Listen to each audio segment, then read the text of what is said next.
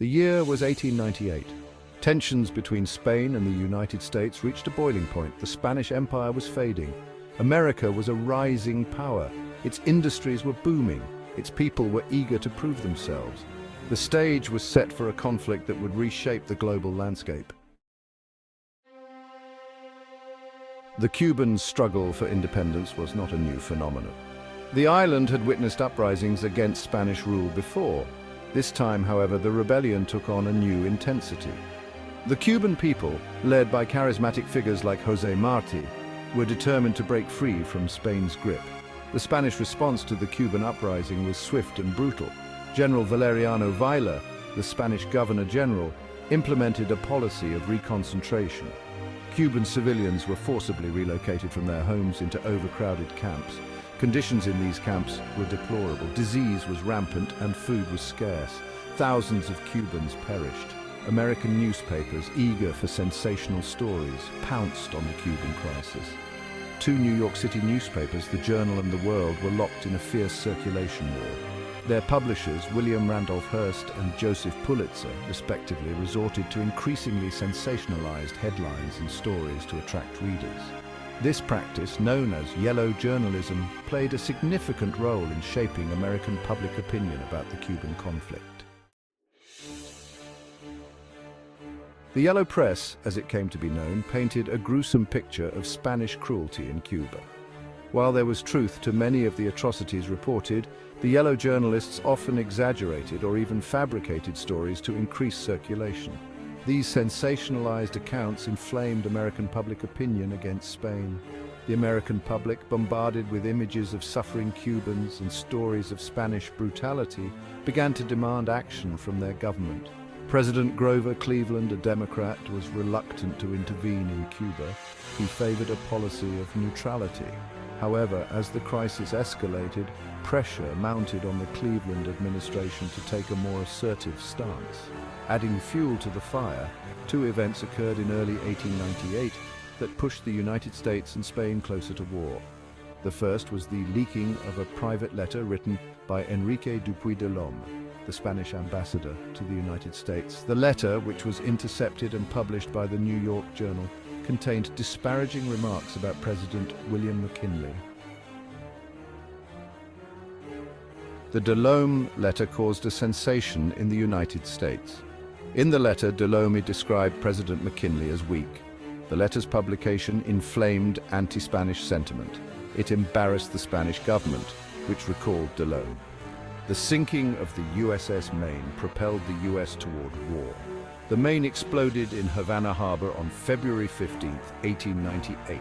Yellow journalism blamed Spain for the disaster. The sinking killed 266 American sailors. Remember the Maine became a rallying cry for war with Spain. Section 5. Remember the Maine.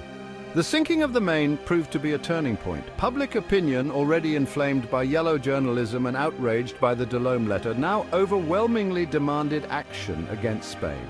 President McKinley, a reluctant warrior, found himself swept along by the tide of popular sentiment. On April 11, 1898, President McKinley asked Congress for a declaration of war against Spain.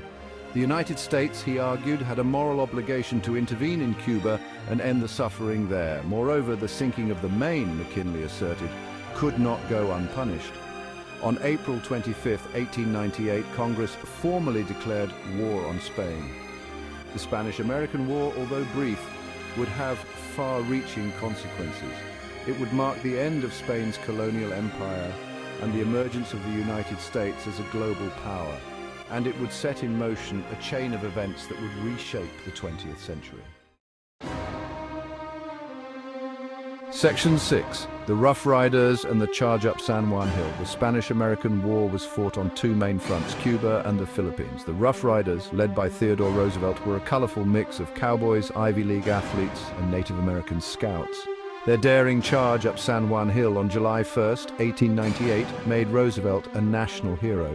The battle, along with the naval victory at Santiago, sealed the fate of Spanish forces in Cuba. Section 7. A two-front war, the Philippines. While the fighting raged in Cuba, Another front in the Spanish-American War had opened in the Philippines. On May 1, 1898, the United States Asiatic Squadron, commanded by Commodore George Dewey, engaged and destroyed the Spanish fleet at Manila Bay. The Battle of Manila Bay was a stunning victory for the United States. It demonstrated American naval superiority and announced the United States' arrival as a major player in the Pacific. With the Spanish fleet neutralized, American forces, aided by Filipino revolutionaries fighting for their own independence from Spain, laid siege to Manila. On August 13, 1898, American and Filipino forces captured the city.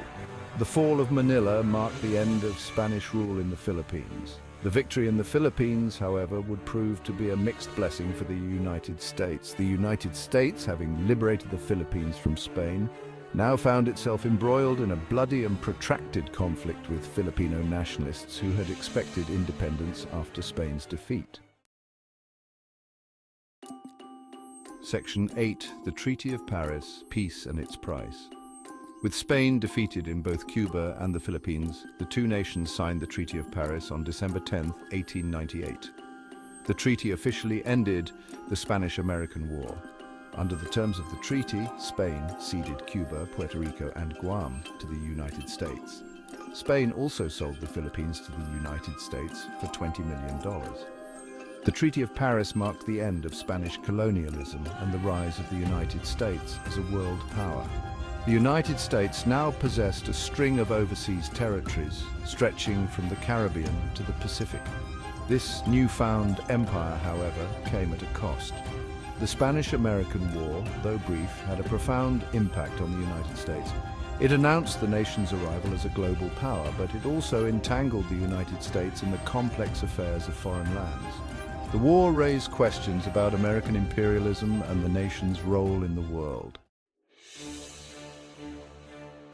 Section 9. A New World Order. The Spanish-American War marked a turning point in world history.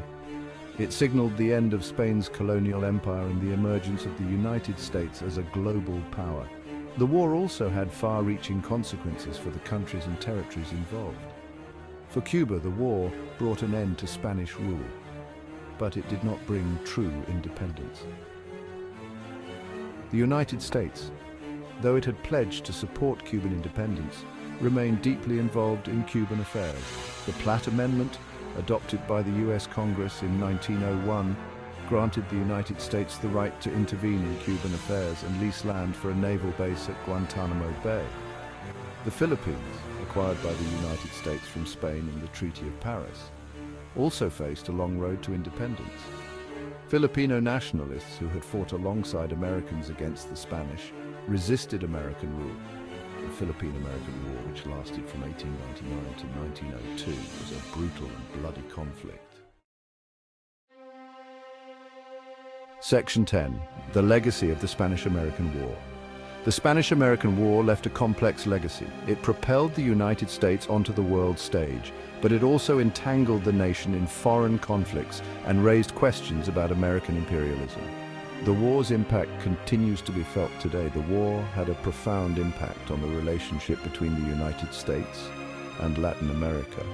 Many Latin American nations viewed the United States' involvement in the region with suspicion, seeing it as a form of Yankee imperialism.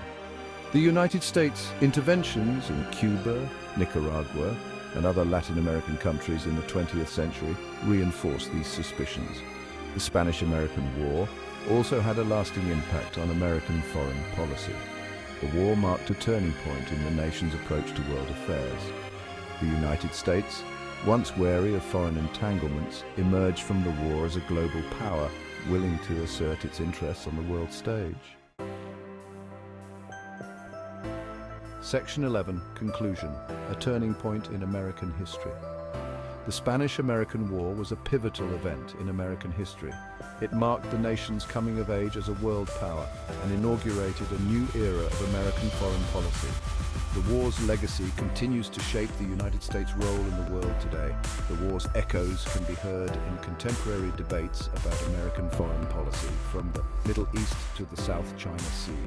The lessons of the Spanish-American War, the dangers of imperial overreach, the importance of understanding other cultures, the need for a clear-eyed assessment of national interests, remain as relevant as ever. The Spanish-American War was a watershed moment in American history.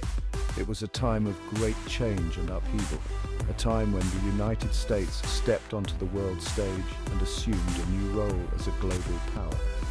The war's legacy continues to shape the United States' place in the world today.